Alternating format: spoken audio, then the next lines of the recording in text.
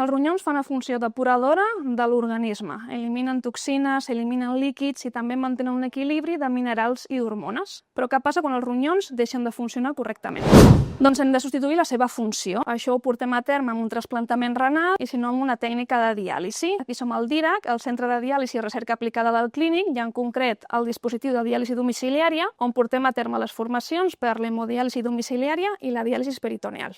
Jo vaig començar el 2024 a necessitar ja un tractament de diàlisi. Em van proposar una diàlisi peritoneal domiciliària, que la podia fer a casa, i durant uns dies vaig estar anant cada dia a aprendre com es feia la tècnica per poder-la fer a casa. I va anar tot estupendo durant un any, que vaig tenir un problema a la meva pleura i això va fer que no pogués continuar amb aquella tècnica i em van proposar fer l'hemodiàlisi domiciliària. L'hemodiàlisi domiciliària i la diàlisi peritoneal són dues tècniques amb una eficàcia semblant. En el que es diferencien és en la forma de funcionament. Una utilitza una membrana sintètica, l'hemodiàlisi, i l'altra una membrana natural, el peritoneu. L'elecció d'una modalitat de tractament o l'altra es fa conjuntament amb el pacient i amb la seva família per fer-ho d'una manera flexible, individualitzada i que responga a les seves necessitats.